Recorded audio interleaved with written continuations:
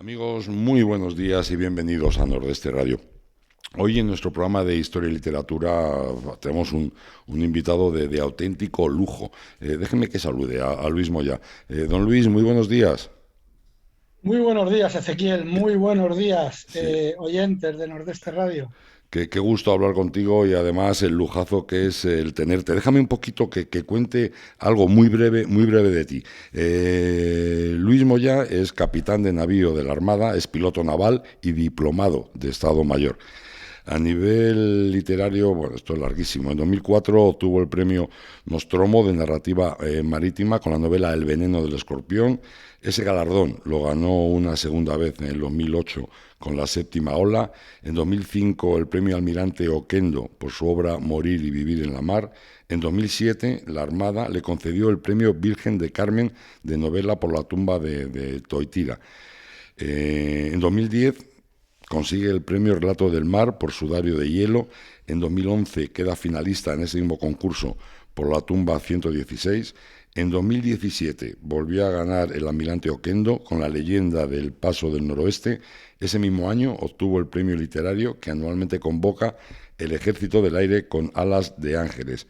En 2017 publica con Almozuara La flota de las especias y en 2018 El almirante, que es una biografía sobre un ganero español eh, que es Blas de Lezo. En 2019 publica Eso no estaba en mi libro de historia de la navegación y en 2020 El señor de los mares, que es una biografía novelada de otro gran héroe que es Álvaro de Bazán. Islas Lejanas es su decimocuarta novela y además, bueno, pues colabora con multitud de periódicos, de medios de comunicación, etcétera, etcétera. Luis Moya es natural de Tarifa, de Cádiz. Yo creo que de ahí le viene la afición a la mar, ¿no, Luis? Bueno, unos dicen que sí, que me viene de ahí, porque allí ya sabes que es ciudad entre dos mares, Claro. aunque otros lo terminan apostillando como la mare que parió al levante y la mare que parió al poniente. En cualquier caso, déjame apostillar, valga la redundancia, nunca lo hago cuando se menciona mi biografía, los libros que he escrito, pero es que en esta ocasión me pide el cuerpo hacerlo. Pues hecho. Cuando has dicho que en el año 2008 escribí y, por cierto, gané el Uh segundo premio Nostromo con La séptima ola, -huh. hay que decir que este premio, esta novela, perdón, dura solo 6 horas, es una novela con sus páginas correspondientes, pero en el tiempo dura 6 horas, Bueno, que son las que tarda un tsunami en alcanzar la costa de Cádiz. Tsunami que tiene su origen en la entonces poco mencionada isla de La Palma por la quiebra de un volcán llamado de Cumbre Vieja. Esto le sonará a nuestros oyentes. por desgracia no suena y mucho. Luis, Sí, sí, así pues que nada, solamente era eso. no suena y mucho. Además, también has escrito artículos sobre La Palma, sobre el volcán Cumbre Vieja, sobre La Casita, que era una estación. O luego, si quieres, nos cuentas un poco de La Palma y de Cumbre Vieja, ¿te parece? Me parece bien. Porque, ¿sabes? Es que, bueno, los conocimientos de su amigo Luis Moya son prácticamente inacabables. Además, un mundo siempre tan misterioso, tan atrayente como es el mar, como es la mar. Algo que está, yo que sé, que podemos imaginar cualquier cosa y nunca llegamos a conocerla. Has escrito un nuevo libro que es La guerra de las especies. Ahí cuentas la segunda y la última expedición a las Molucas en busca de las famosas especias, perdón. ¿Cuántos ha movido el hombre para conseguir especias, eh? Sí, sin duda, sin duda. Sobre todo en la Edad Media, justo empezando en la Edad Moderna, en los albores de la Edad Moderna, porque entonces las especias valían tanto como el oro, ¿no? Una Ya lo creo. bolsita de clavo podía ser el sueldo de toda una vida, Fíjate. ¿eh? De un orfebre o de un agricultor. Por lo tanto, la riqueza estaba allí. Y estas especias multiplican su valor cuando, cuando con la toma por parte de Saladino, o Mehmed II, perdón, cuando la toma de Constantinopla, Uh se -huh. cierra la entrada a Europa de todo lo que venía de China, de la famosa ruta de la seda de Sí. Marco Polo, y entonces lo que ya no entra por tierra hay que ir a buscarlo por mar. Las especias multiplican su valor y en ese momento talasocracia, palabra importante, gobierno del mundo por el control de las redes de las vías marítimas, la talasocracia era cosa de dos, Portugal y España. Sí. El que antes llegara allí, el que antes se adueñara de las Molucas, se hacía dueño del mundo, pero para siglos. Por eso eran tan importantes. Yo lo creo que sí, madre mía. En este libro, en la guerra de las especias, nos cuentas, salen una flota de 7 buques, ¿no? Y de alguna forma son 7 historias totalmente distintas. Porque ¿qué es lo que pasa? ¿Qué es lo que ocurre? Bueno, esto me parece una cosa maravillosa para un escritor como yo, que baso mucho, aunque escribo novelas históricas, a mí no me gusta la palabra novela histórica y luego te explicaré por qué, pero hay sitios donde la historia no ha llegado, por ejemplo, Ujú. a esta segunda expedición al Moluco, apenas tenemos noticias de ninguno de los barcos. Entonces, en mi condición de hombre de mar, me permite subirme a una de esas naves en las que no se sabe qué pasó a ciencia cierta e inventar la historia. Porque mira, tenemos deserciones, tenemos motines, tenemos desapariciones, desobediencias y tenemos naufragios, pero que no conocemos los detalles, ¿no? Entonces me permite, pues eso, subirme a cada una de esas 7 naves y contar 7 historias diferentes. Básicamente, y te lo cuento en pocas palabras, lo que pasó, la expedición salió lastrada ya por el estigma de la desconfianza, ¿no? Sí. Si en la primera expedición hubo también desconfianza a bordo, en este caso por los recelos que despertaban tanto portugués a bordo, es decir, la desconfianza llegó entre castellanos y portugueses, en esta segunda la desconfianza se debe a que la gente, a que los nobles capitanes castellanos no confiaban ni en Loaiza, que era el comandante de la Ujú. expedición, ni en Juan Sebastián Elcano, que era su segundo. Curioso, porque Juan Sebastián Elcano, hoy, hoy hablamos maravillas de él, pero es que Claro. entonces no estaba bien visto. Ujú. La gente no sabe que Juan Sebastián Elcano, después del primer viaje, tenía que moverse en tierra con un par de guardaespaldas Caramba. pagados por el peculio real. Es decir, Sí. era un hombre que despertaba antipatía. Y además, muy importante en la época, no tenía ningún tipo de hidalguía. Sí, Y y claro, eso es de lo importante. repente, el Cano llega con 21 hombres a Sanlúcar de Barrameda después de dar la vuelta al mundo. Se ha dicho que son 18, pero eran 21. Lo que pasa es que 3 eran esclavos que Ajá. no habían dado la vuelta al mundo. Pero bueno, llegaron 21. Y cuando lo llama el rey a consultas en octubre de ese mismo año, del 1522, de repente Carlos I se da cuenta de que es emperador de un mundo que no conoce. Y ese mundo lo ve a través de las conversaciones con el Cano. Ajá. Y el Cano le explica que hay hombres de estos colores, de aquellos otros, que hay mujeres así, mujeres asao, le habla de plantas, de medicinas, de costumbres, en fin, el rey se queda pasmado y empieza a descubrir el mundo en el que realmente impera, ¿no? Ujú. Esto hace que se granjee la simpatía del emperador, que no era un tipo cordial, era más bien déspota con sus más allegados, Sí, sí. incluso con los continos. Los continos eran chicos jóvenes que se criaban en palacio Ujú. con el rey, de esta manera el rey se ganaba su lealtad. Cuando eran hombres ya mayores, los empleaba en los campos que correspondiera y se ganaba de alguna manera su lealtad. Era un poco como las damas de compañía de Sí, las sí, reinas, ¿no? sí. Y los continuos que irán en esta expedición no soportan que el rey los trate despóticamente, a pesar de que son para él como hijos, y que sin embargo al Cano le ríe todas las gracias. Qué Y bueno. esto hace que el Cano pues despierte antipatías. Bueno, pues no confiaban en él. Pero bueno, al fin y al cabo, Loaiza, que era el comandante, iba un poco allí de jefe, de comandante de la expedición, porque uno de los objetivos de esa expedición era montar una gobernación en las Molucas y Loaiza sería el primer gobernador. Era un hombre, era un político, no tenía ni idea del mar. Del mar. Eh, Como caballero de Rodas, lo máximo que había navegado a la isla homónima, no a las reuniones que hacían allí, pero no sabía nada del mar. Pero para eso estaba el Cano. Ujú. Sin embargo, cuando llegan al estrecho, bueno, hay discusiones porque los nobles han oído hablar de lo durísimo que es el trayecto por la ruta del Estrecho de Magallanes y prefieren ir por la ruta portuguesa, por la ruta del entonces llamado Cabo de las Tormentas, ¿no? Hoy de Buena Esperanza. Pero se impone, Loaysa hace caso al Cano y finalmente van por el Estrecho de Magallanes. Pero al llegar allí, resulta que Magallanes se confunde y invoca una lengua de mar que no es por donde se entra, con un resultado desastroso. Casi se pierden las naves y sin casi la suya propia, la del Cano, la que capitaneaba Juan Sebastián Elcano, llamada la Sancti Spiritus, una nao grande, pues se pierde.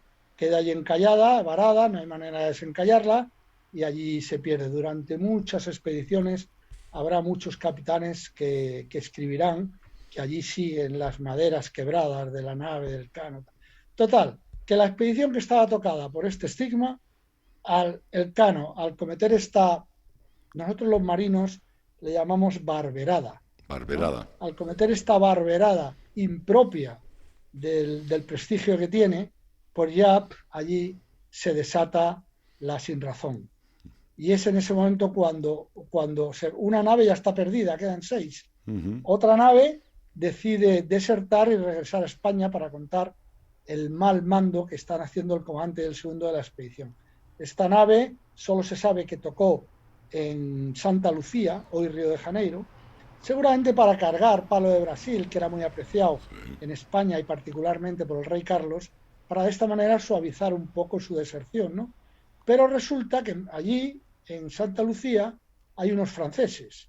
En ese momento él no lo sabe, porque cuando él ha salido de España no hay guerra todavía con los franceses, pero ya sí la hay después de, en fin, todo aquello que vino de la mano de la batalla de Pavía y demás.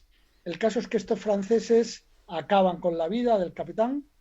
Felizmente la nao consigue escapar y llegar a España, pero no se sabe nada más. Entonces ahí hay mucha literatura que escribir.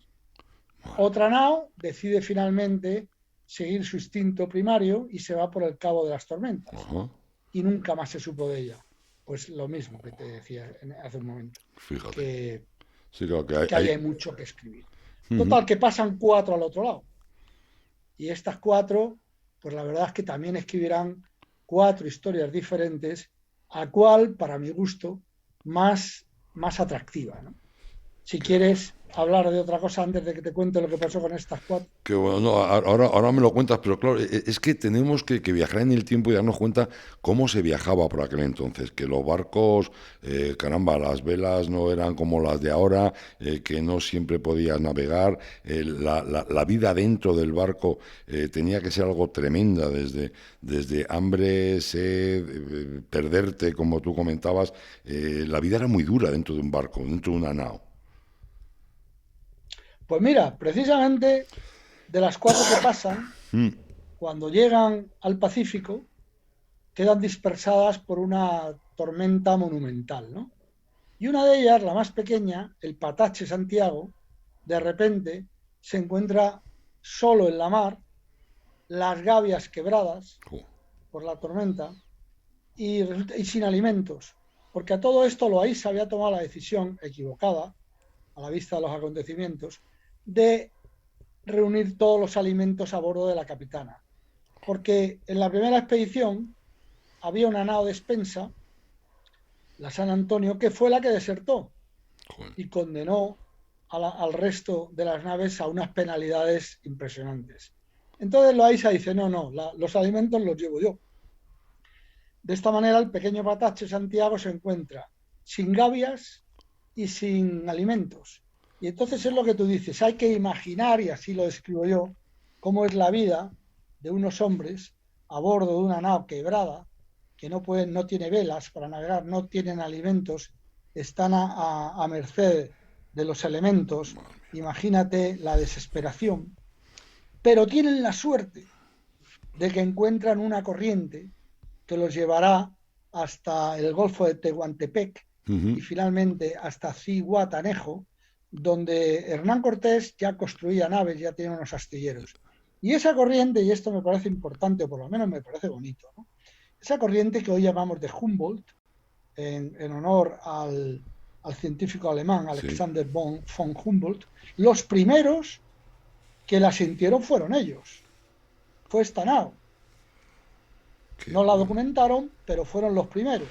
Ujú. Y es importante porque esta corriente, que luego estudió y analizó en profundidad un jesuita español, recibió el nombre de Humboldt, no sabemos muy bien por qué, porque Humboldt la estudió 100 años después de nuestro jesuita. Es decir, los primeros que sintieron la corriente de Humboldt fue el pequeño Patache Santiago, que para mi gusto debería llamarse Corriente de Santiago. Sí. Pero en una convención celebrada a principios del siglo pasado, se llegó a la conclusión de que aquella corriente, España llegó con los países sudamericanos al acuerdo de llamarle Corriente del Perú, que es como la conocemos nosotros, Sí. pero los ingleses, ya sabes, que terminan imponiendo sus cartas Sí, está claro. y en el mundo entero es conocida como de Humboldt. Y además nosotros, como somos tontos perdidos, nunca protestamos por nada. Oye, yo sé que tú tienes mucha debilidad por la calavera San Lesmes, gallega, construida en Galicia y tripulada por gallegos. Y además ocurre una cosa muy curiosa con ella, ¿no? Sí, esta es sin duda mi ojito derecho, no cabe duda. Y fíjate, antes de pasar a fondo a hablar de lo que le sucedió a la San Lesmes, Sí. antes de cruzar el estrecho de Magallanes, la San Lesmes se vio arrastrada por los fuertes vientos de los 50 bramantes, que se la llevó al sur, derivó al sur, y tardó unos días, vamos, un par de semanas en regresar. Cuando lo hizo, el capitán de la San Lesmes, Francisco de Oces, declaró haber visto desfilar por su costado estribor la punta sur de Sudamérica, lo Ajá. que hoy conocemos como el Cabo de Hornos. Cabo de Hornos. Vale, esa punta sur, el mar que tiene por debajo, nosotros en nuestras cartas que edita el Instituto Hidrográfico, lo llamamos Mar de Oces, Ajá. en honor a este hombre, Francisco de Oces. Pero una vez más, en las cartas inglesas, como 80 años después, Sir Francis Drake, Fíjate. en el segundo viaje de circunnavegación, que no pasó los canales magallánicos, sino que lo hizo por Hornos, pero fue 80 años después. Sin Además, tú fíjate, embargo, de pirata a Sir, para que veamos. sí, sin embargo, la cartografía inglesa, pues lo llama pasaje de Drake. Otra injusticia Sí, histórica. sí, sí, sí, Bueno, sí. pero estábamos hablando de las San Lesmes. Cuando llega al Pacífico, la San Lesmes desaparece y nunca más se sabe. De hecho, los 4 barcos que alcanzan el Pacífico nunca más se encontrarán Desaparecieron. como consecuencia de esta tormenta. Ujú. Pero es que 180 años después, otro inglés, en este caso, ahora no me sale el nombre, James Cook. Cook, sí, Cook. el navegante británico Cook, llega a lo que hoy es la Polinesia francesa y más concretamente al archipiélago de las Tuamotu y se encuentra allí unos polinesios, unos nativos de rubios, de ojos claros, que, que saludan así con la mano, alzando la mano al modo europeo, tienen unas nociones brumosas de la Santísima Trinidad y del Génesis Ujú. y, bueno, conocen los clavos y conocen el arcabuz. Por allí teóricamente no habían pasado barcos europeos. Claro, en teoría no. Y lo más curioso, como bien has dicho, este barco construido en Galicia, con marineros gallegos a bordo, lo más curioso es que estos polinesios que cultivan la tierra, cosa que no hacían en otras islas todavía, pues lo que arrancan a las islas lo guardan en hórreos. Fíjate. O sea, yo Qué bueno. invito a los oyentes a que entren en Google con la palabra hórreos en la Polinesia y se quedarán sorprendidos. Fíjate. Qué bueno, Bueno, pues qué esto es bueno. un poco claro, ahí ya es donde yo me explayo, la historia, porque si el Pacífico se le conoció en cierta época como el lago español, es precisamente gracias a estos barcos Sí. que fueron dejando presencia española en tantísimas islas, ¿no? Y en Además, este caso concreto, pues estos hombres que se cruzaron con las mujeres nativas de allí y dieron lugar pues a estos hombres que encontró Cook cuando llegó allá a la Polinesia Francesa. Además, desde el 2021 vemos las aventuras de esta gente y pensamos que se tiraban al mar sin más, pero es cierto que había una gran cartografía, viajando en el tiempo, claro, en el siglo XVI, siglo XVII, una gran cartografía y grandes conocimientos científicos, me explico, que conocían la mar. Perfectamente. Yo siempre establezco una referencia antes de Magallanes barra Elcano. Ujú. La cartografía era mayormente portuguesa y de hecho había mapas de portugueses que buscábamos los demás países con ahínco, y en todos los barcos portugueses había un oficial que era el responsable de los mapas y respondía con su vida. Ujú.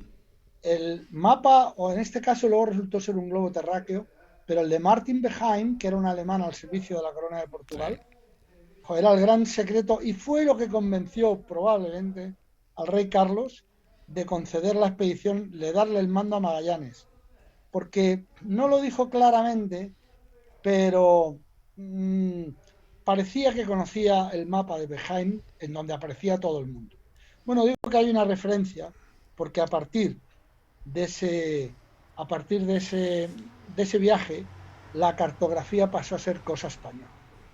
Nuestras cartas, y además el rey, que era bastante arrogante, el rey Carlos, pues bueno, la arrogancia que corresponde a un emperador, imagino, Sí. pues gustaba de regalar a los príncipes que lo visitaban cartas hechas en España porque eran una maravilla.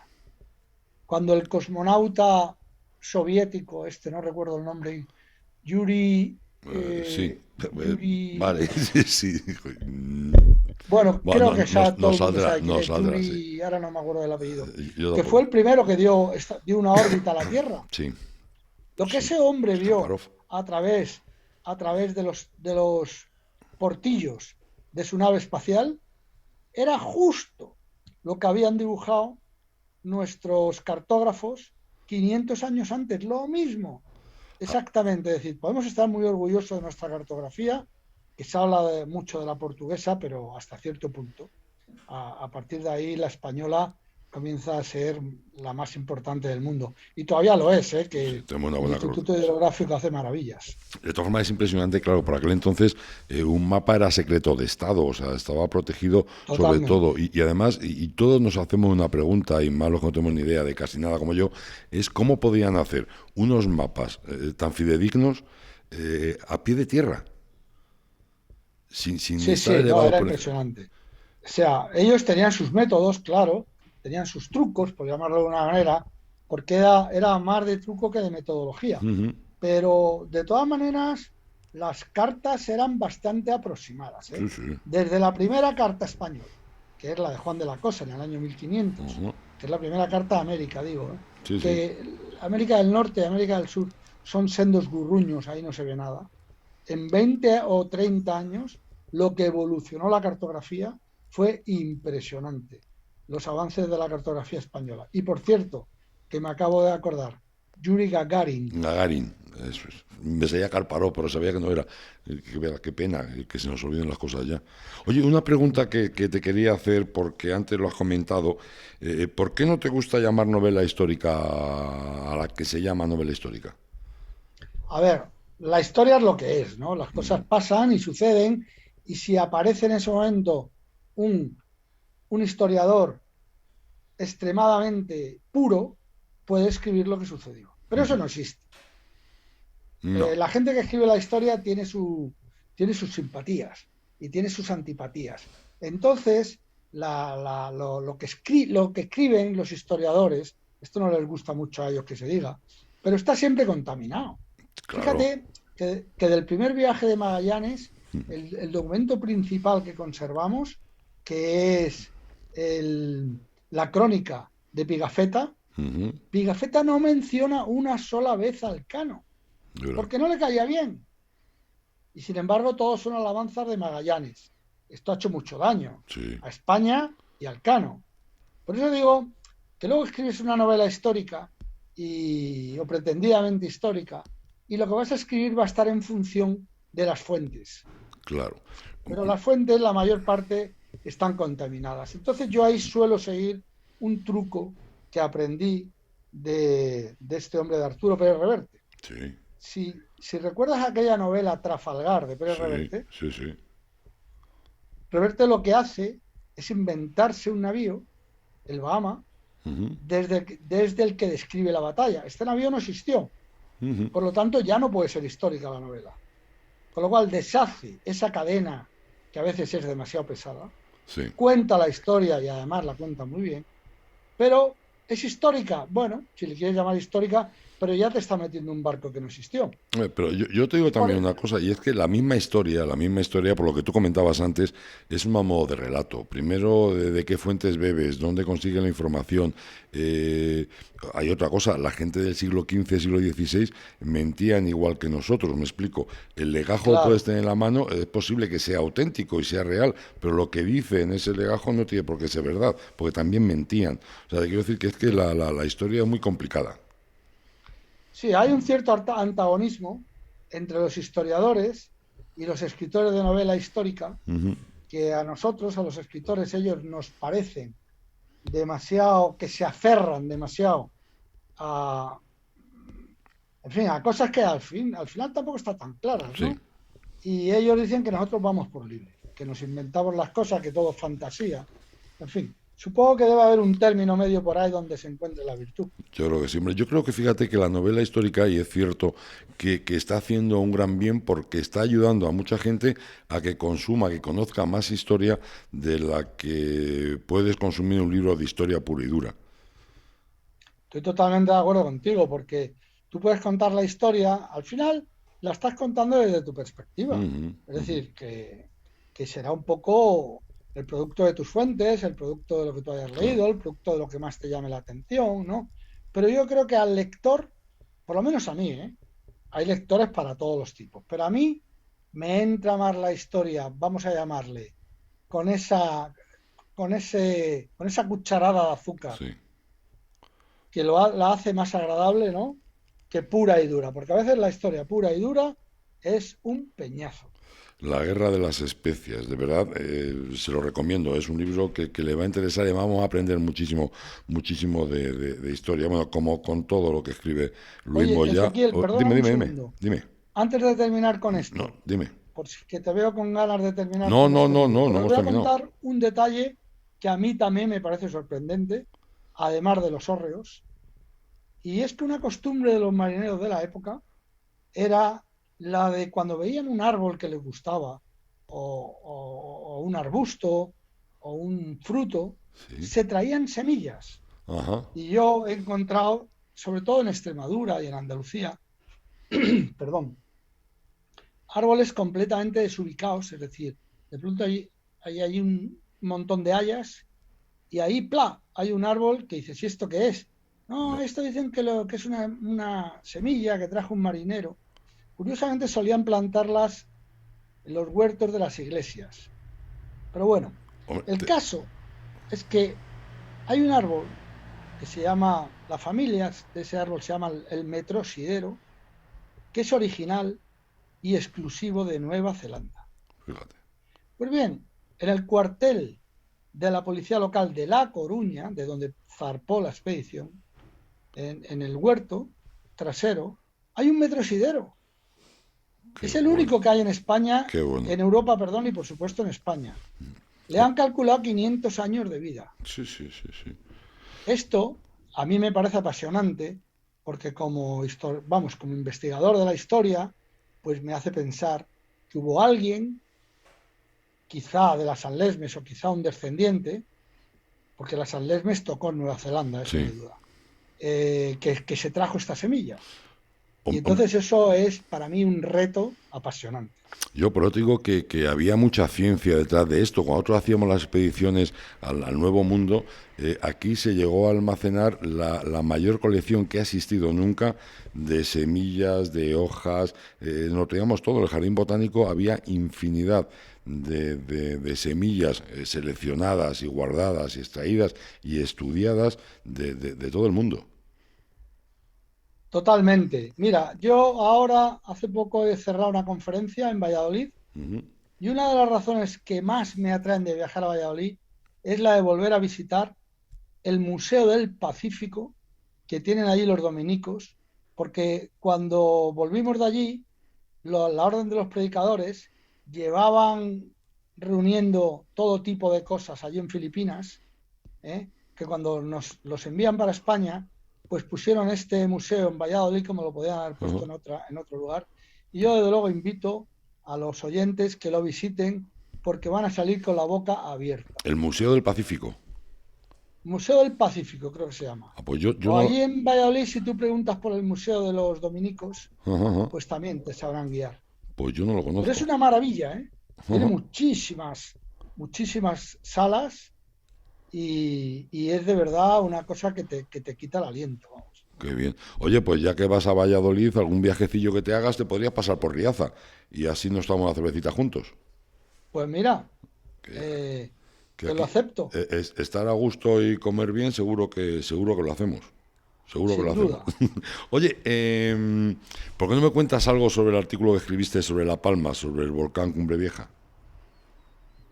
Bueno, a ver, te decía al principio de esta conversación que estamos teniendo que curiosamente lo que está pasando en La Palma ha vuelto a desenterrar aquella novela que yo escribí con la que gané el segundo Nostromo Sí. del volcán de La Palma.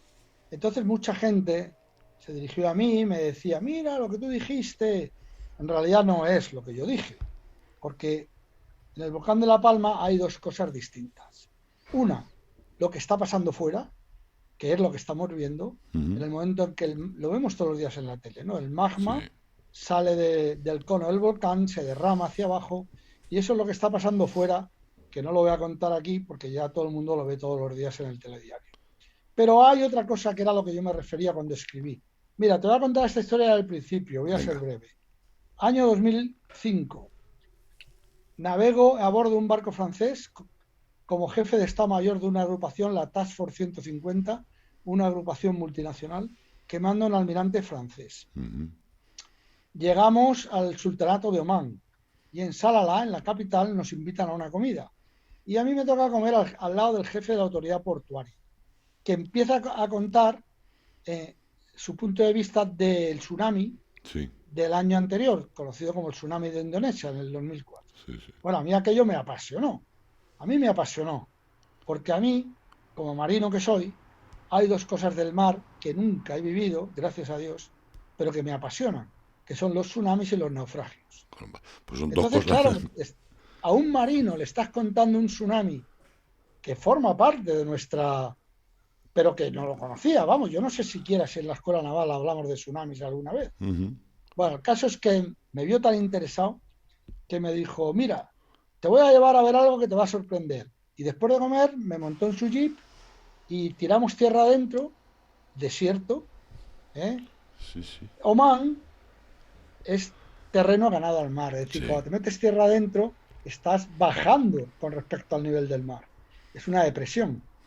Y de repente, detrás de una duna, aparece un carguero de 5.000 toneladas vencido sobre un costado con las anclas ahí, con una imagen. Madre mía. Una imagen preciosa, perdóneseme, sí, pero porque impresionante. es un barco vencido, pero oye, es que esto es una maravilla. ¿Qué fuerza tiene la mar? ¿Cómo puede llevar un barco? Resulta que los barcos salieron a navegar porque el mejor sitio para pasar un tsunami es la mar, donde la ola ni es tan grande ni tan agresiva, pero este estaba sin motores, estaba reparando, no sé qué, pum. Y lo puso allí. Bueno, me dejó sorprendido. Madre mía. No sé, 3-4 kilómetros. Me dejó sorprendido. Después fuimos a su oficina, me enseñó un periódico de la época del tsunami y en la última página venía una perspectiva de dónde podía ser el siguiente mega tsunami. Y entonces ahí explicaba que iba a ser, no es que podía ser, que iba a ser en 3 islas que hay en Noruega volcánicas o en la isla de La Palma. Porque me dijo, es que hay un volcán allí que está activo. Yo no había oído nada de eso. Así que me metí en internet, empecé a mirar y me encontré efectivamente que hace ya muchos años que los científicos están estudiando la parte interna del cono porque está sometida a unas presiones y unas temperaturas que puede hacer que se quiebre y esa quiebra significaría la caída al mar de millones de toneladas de roca, de tierra, vamos, de isla. Sí, sí, claro. Y eso propiciaría el tsunami que describo yo en esta novela. Entonces empecé a escribir de esto y luego, porque es un dato que en su día cuando lo descubrí me llamó mucho la atención, fue cuando escribí de la casita, Ajá. que veo que lo has leído Sí. y me parece una cosa buena. Era una estación americana que estaba allí. Bueno, allí había un sitio donde había americanos Ujú, pretendidamente estudiando sismología, el volcán en sí, ujú. estaba en Puerto Naos, en la ladera occidental, por donde están llegando ahora, por La- donde se está derramando Sí, la lava. sí, sí. Y le llamaban los españoles de la zona la casita. Y estaban muy ufanos porque tenían una conexión con ellos muy buena. El panadero iba allí, salía con un par de cartones de Winston o con un par de paquetes, con leche americana que les gustaba mucho, con, en fin, esas cosas, ¿no? Que en esa época, además de la que estoy hablando, en los años 60, Sí, pues eran. sí, sí, claro. El caso es que en el año 68 los americanos, la Marina norteamericana, perdió su segundo submarino nuclear, Ujú. el Scorpion. El Scorpion salió de Rota rumbo a Norfolk y se perdió. De repente desapareció. Dejó de enviar los mensajes correspondientes. Entonces era evidente que se había perdido. Lo único que sabían es que tenía que estar en algún punto de la línea recta que une Rota con Norfolk. Ujú.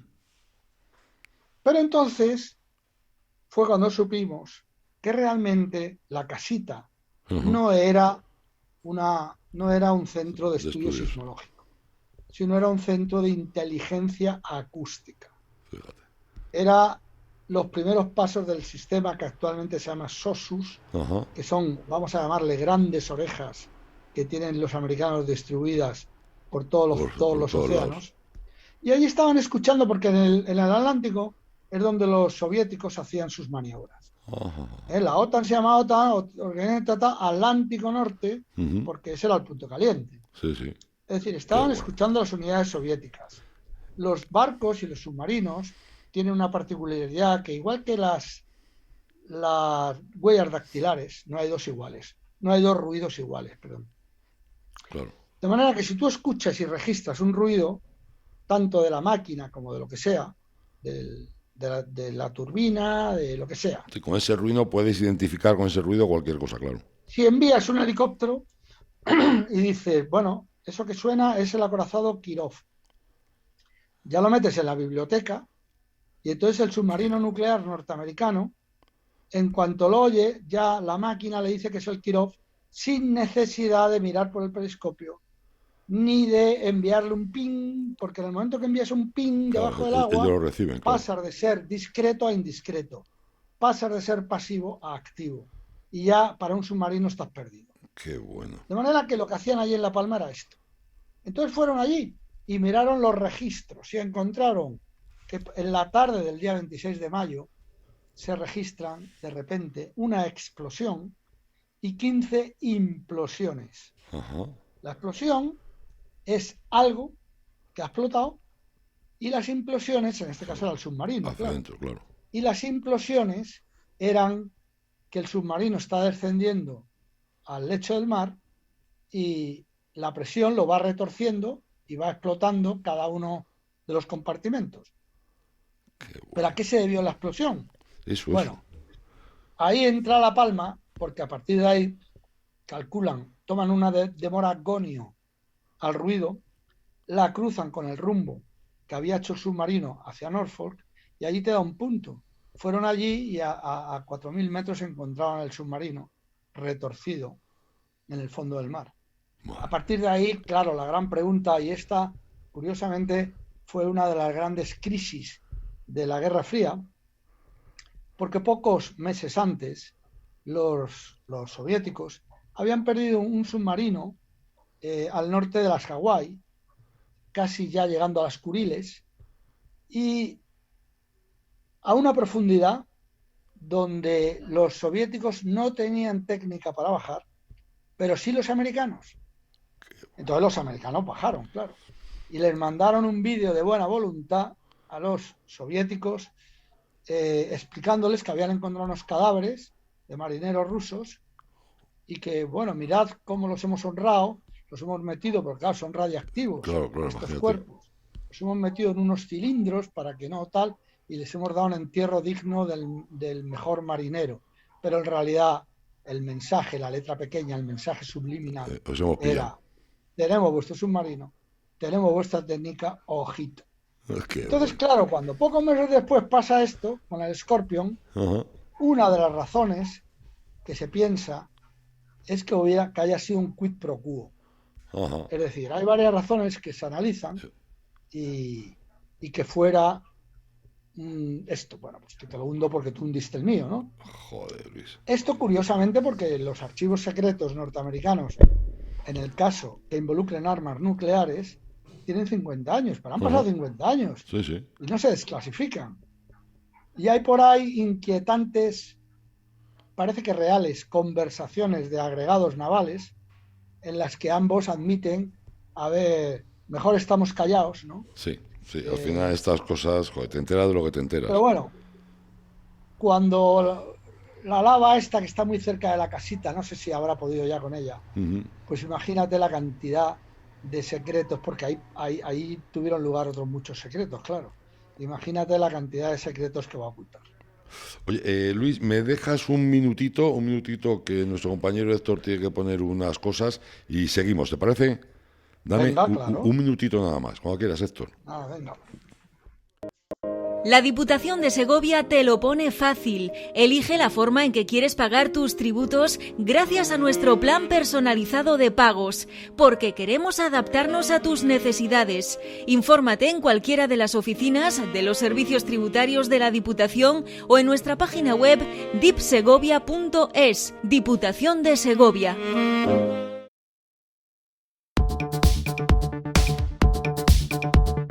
¿Necesitas ayuda para diseñar o llevar tu página web, cartelería o redes sociales? ¿Quieres pasar tu negocio al mundo online y no sabes cómo? En Radio Argo y Más podemos ayudarte. No dudes en ponerte en contacto con nosotros al 671-091-098. Tenemos tu solución. 671-091-098.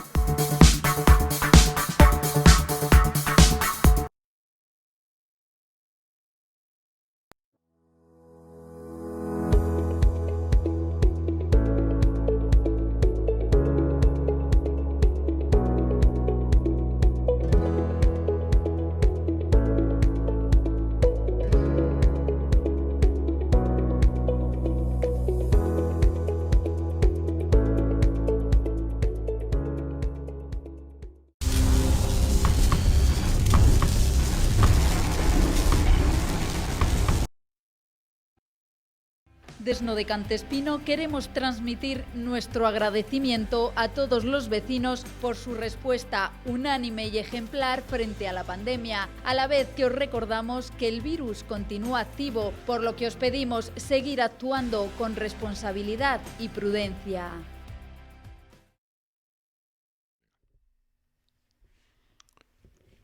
Luis, cómo te agradezco el rato que nos estamos echando, lo que estamos aprendiendo y lo que nos estamos divirtiendo. La verdad es que además que lo cuentas como nadie. Lo cuentas como nadie. Bueno, y lo bien que me lo estoy pasando yo con vosotros. Da gusto. Oye, yo sé que, bueno, pero ahora dentro de un ratito hablaremos de la botella de vino y la copa de vino que tengo aquí, que no es que suele hacerlo, pero nunca le voy a poner ascos a un vino. Ahora me contarás el por qué me has dicho que pusiera una botella y una copa de vino, que seguro que me va a gustar. Seguro que me va a gustar la idea. Luis, ¿me oyes? Sí. Perdona, pensé que te había ido. Te llamo muchas más Yo te cosas. acompaño desde aquí con otro vino. Venga, pues ahora lo haremos. ¿Qué te iba a decir?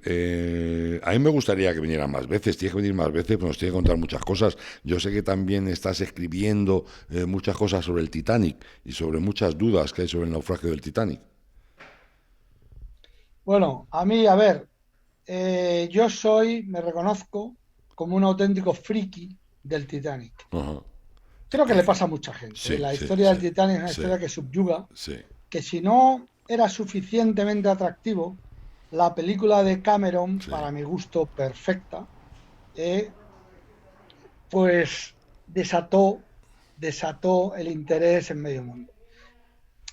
Sale a colación el Titanic porque hace poco un lector de Facebook me envía un vídeo que está circulando ahora profusamente por las redes, en el que se habla de cierta maquinación que hubo para que se hundiera el Titanic, de cierta conspiración, ¿no? Y entonces un lector me dice, ¿qué te parece esto? Y entonces, como es un vídeo largo, vamos, largo, para lo que hoy se llama largo, ¿no? Sí, Un vídeo de 6 minutos. Sí, pero es que ahora pues lo analizo a lo largo de 4 días consecutivos, voy analizando cada una de las cosas que dice el vídeo, y porque ya te digo que yo el tema Titanic lo he estudiado mucho.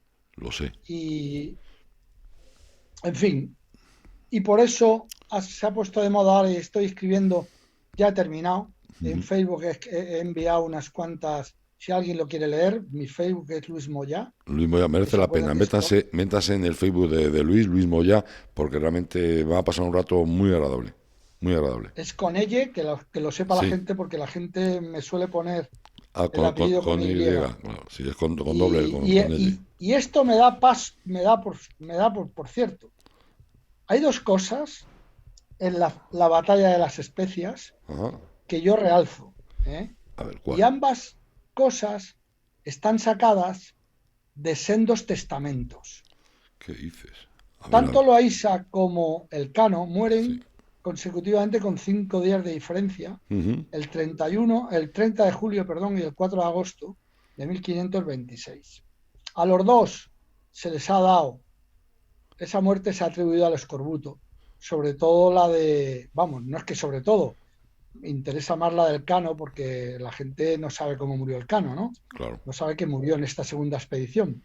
Y además, esta segunda expedición tiene un cronista de lujo en la persona de Andrés de Urdaneta, que luego será el descubridor del tornaviaje, ¿no? Sí. Urdaneta al principio lo da por muerto, como a tantos que desde que cruzan el estrecho de Magallanes hasta que llevan a las Molucas, pues mueren cerca de 30 hombres de escorbuto.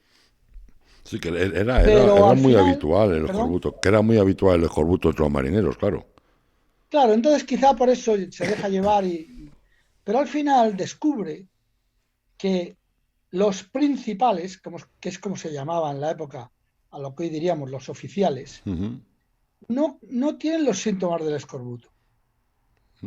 Y entonces empieza a repasar y encuentra que en un atolón de estos yermos de agua y de alimentos, en los que no obstante se detienen a descansar, pues pescan una barracuda. Y que todos los que han comido esa barracuda, que han sido los principales, porque el cocinero la ha preparado para ellos, todos mueren con los mismos síntomas que no son los del escorbuto. Y es ahí donde avanza precisamente Andrés de Urdaneta, que pudiera haberse tratado de una infección intestinal. Hoy, casi todos los que hemos estudiado esto, pensamos que Elcano y también Loaysa murieron de lo que se llama ciguatera. Una enfermedad muy poco conocida. Sí, no. Que los peces ciguatos, peces llamados ciguatos, son aquellos que suben a superficie a comerse lo que hay pegado en las rocas. Y por lo tanto comen toxinas dañinas para el cuerpo humano. Salvando las distancias sería el anisakis de la época.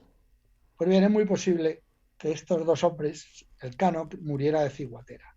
Curioso. Ambos hicieron testamento. Del testamento de ambos sacamos cosas muy importantes. Dos. Una, del testamento de Loaysa, es que navegaba con una mujer, una esclava africana, que en el testamento se la cede a su hermano Hernando. Y bueno, si no es por ese testamento, hoy no sabríamos que María, la esclava, que navegaba con su hijo Francisco, también de color, pues bien, María fue la primera mujer que cruzó consecutivamente los dos grandes océanos, el Atlántico y el Pacífico. Qué bueno.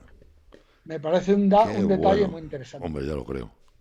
Y el otro detalle lo sacamos del testamento del Cano. El testamento del Cano es curiosísimo. A ver. Si un día tenemos tiempo, te hablaré de las mandas, concretamente la de las clarisas de Alicante, del monasterio de Clarisas de Alicante, porque es una cosa, una maravilla. Pero Pero lo que te voy a decir ahora de este testamento, Dime. que me llama la atención, es la firma. La firma Resulta, de Juan Sebastián Elcano. La firma. Sí, la firma del Cano. Que le estamos llamando Juan Sebastián Elcano. Sí. Incluso nuestro buque escuela se llama así. Sí. Pero él no se llamaba así. ¿Cómo se llamaba? Ahora he tenido que aclarar que quien quiera visitar mi Facebook, el apellido Moyá lo ponga con Y en lugar de con Y, porque si no difícilmente me encontrarán. Y nosotros, toda la familia, los Moyá, insistimos cuando nos llaman Moya en que nos llamamos Moyá. Es decir, a la gente le gusta que la llamen como se llama. Sí, claro, que lo acabe. Yo me imagino que al Cano le gustaría también. Pero como no se puede defender, no le puede decir a la gente que no me llamo Juan Sebastián Elcano, que me llamo Juan Sebastián del Cano. Del Cano. Siendo Cano, probablemente, una pedanía de Guetaria, donde él nació. Es decir, que él venía de un caserío cercano a Guetaria, en una barriada pedanía que se llamaba Cano, y por eso se llamaba Juan Sebastián del Cano. Sí, que además era muy frecuente por aquel entonces el que tuvieras el apellido del lugar de procedencia. Eso, claro. O sea, yo creo que se le podría hacer un acto de reconocimiento y ponerle su nombre, coño. Pues claro que sí, pues claro que sí. Y yo particularmente, que todo el mundo me llama Moya, pues, ¿no? Y esas son las dos cosas que extraigo de los testamentos. Sí, es que los testamentos son documentos realmente interesantes, que aportan muchísima sabiduría y muchísimos conocimientos. El Cano tiene 30 páginas. Madre mía. El Cano era un hombre muy, muy pío, muy devoto. Y entonces tiene mandas ahí para aburrir. Curiosamente, todas esas mandas, que son dinero que él cede a ciertas instituciones, es sobre el dinero que le debe el rey. Porque el rey, cuando da la vuelta al mundo, le da una esta de 500 ducados anuales. Eso es muchísimo dinero. Mucho dinero. Una renta de 500 ducados anuales. Pero cuando sale a navegar todavía no la ha pagado. Él llegó en el 22, sale en el 25, ahí ya le debe 1.500 ducados, que es una barbaridad. Dinero.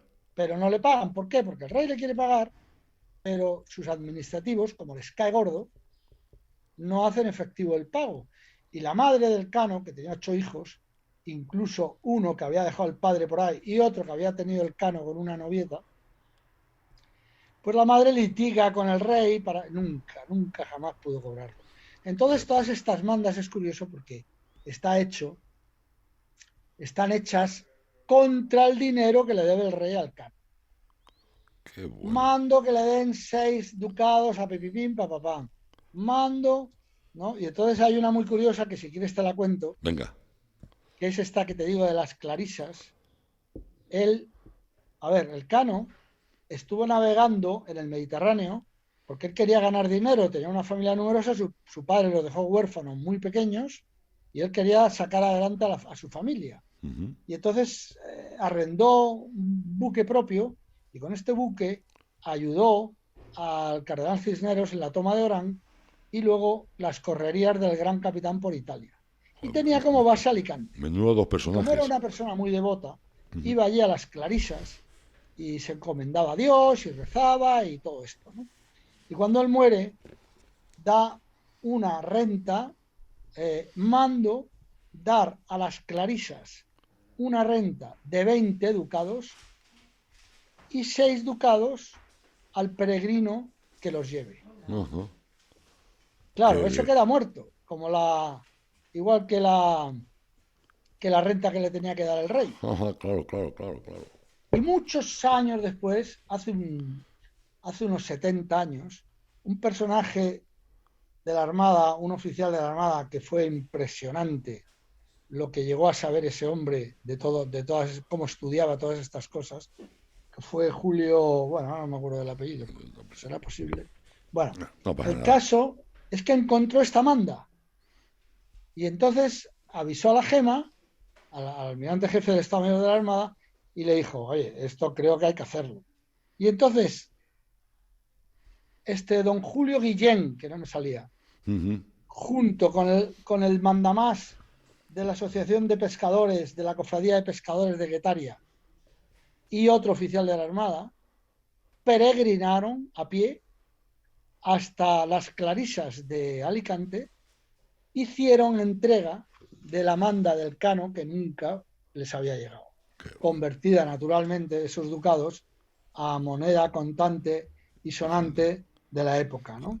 Y fue muy bonito, yo he estado allí varias veces, entonces hay una capilla lateral allí de la que cuelga del techo con unas cadenas doradas una réplica de la Victoria con la que las clarisas agradecieron el detalle, ¿no? Es una historia muy bonita. Luis, la cantidad de cosas que tenemos que hablar y que nos tienes que contar, pero hoy ya, por desgracia, se nos ha acabado el tiempo y tenemos primero que recomendar el libro, que merece mucho la pena, La Guerra de las Especias. ¿Dónde podemos conseguir el libro? Aparte de en cualquier librería, en Amazon. Bueno, yo siempre digo que Amazon es lo mejor, que Amazon te las sirve hoy en día con descuento y te llega en un día o dos. Qué bien. Es lo mejor. Pues ya saben, amigos. Y el libro, lo voy a enseñar, es este. Sí, está saliendo ahora mismo en imagen que nos está poniendo nuestro compañero. Vale, perfecto. Entonces, como veo que vamos a terminar ya, querrás saber la razón del vino. Hombre, es que ya me la acabo de servir. Me pongo de pie, porque yo esto lo tengo que hacer de pie. Tengo aquí en mi mano derecha un vino. Ajá. Antes de... Rápidamente explicaré que el vino a bordo en esa época tenía dos razones. Vamos, los marineros tenían derecho a una ración de vino diaria, ¿no? Y que era, medidas de la época, media de azumbre al día. Venía a ser un litro. Ajá. Se bebían un vino, en estas dos expediciones el vino era de Jerez, vino ya fortificado, el fino no servía porque se echaba a perder. Y entonces este litro se repartía a lo largo del día de la singladura en 4 cuartillos. A los marineros, el vino, la razón era, por una parte, darles las calorías necesarias para tanto gasto que hacían a bordo, y la segunda porque los mantenía en una nebulosa mental, ¿no? Sí. Que les permitía no hacerse muchas preguntas, ¿no? Y porque no tenían respuesta. Y de las 4, de los 4 cuartillos, el que más les gustaba a ellos era el del atardecer. A esa hora el Nostramo los reunía en el Alcázar, rezaban la oración del anochecer, la oración vespertina, se tomaban su cuartillo y se echaban a descansar. Le habían ganado un día más a la dura vida del marinero. Ya lo creo. Eso lo encontramos también curiosamente en la Guerra Civil, que estaban deseando los soldados que llegara la noche porque le habían ganado un día más, ¿no? A la vida. Bueno, entonces yo he rescatado esa misma oración que rezaban ellos y siempre que hablo de esto me sirvo una copa de vino, me pongo de pie, brindo por ellos porque tanto sufrieron y tantos caminos abrieron para España y recito la oración que recitaban ellos a bordo de sus frágiles naos y que dice así: bendita la hora que Dios nació, San Juan que lo bautizó, empiezo. Venga. Bendita la hora que Dios nació, la Virgen que lo parió, San Juan que lo bautizó, la guardia es tomada, la ampolleta muele, buen viaje haremos, si Dios quisiere. Muchas gracias. Luis, salud y por ellos, por tanta gente que ha dado la vida en la mar, por todos nosotros, de verdad. Salud. Muy bien. Y nada, muchas gracias a vosotros por llamarme. Aquí me tenéis cuando me queráis. Tendremos que volver a hablar muy prontito porque yo me lo paso muy bien, aprendo muchísimo y además lo cuentas como nadie. Y eso seguro nuestros oyentes lo agradecen y mucho. Mira, yo a todo esto le encuentro el beneficio personal de que me encanta llevar la mar a todos los hogares y así que yo me quedo la mar, valga la redundancia, de satisfecho. Seguiremos hablando y contaremos muchas más cosas, que la mar siempre nos intriga a todos y nos fascina. Luis Moyá, muchísimas gracias. Un abrazo a todos. Un abrazo muy fuerte. Adiós, amigo. Habrán pasado ustedes seguro un rato extraordinario, hemos aprendido muchísimo y todo lo que nos queda porque este hombre nos pueda contar que nos seríamos años escuchando a Luis Moyá. Le recomiendo el libro, este último libro, La Guerra de las Especias. o cualquiera de los muchos que él tiene, porque todos son fabulosos. Pero vamos, este último es La guerra de las especias de Luis Moya. Amigos, les dejo, que ya fíjense qué hora es, ¿vale? Venga, un abrazo fuerte y hasta luego.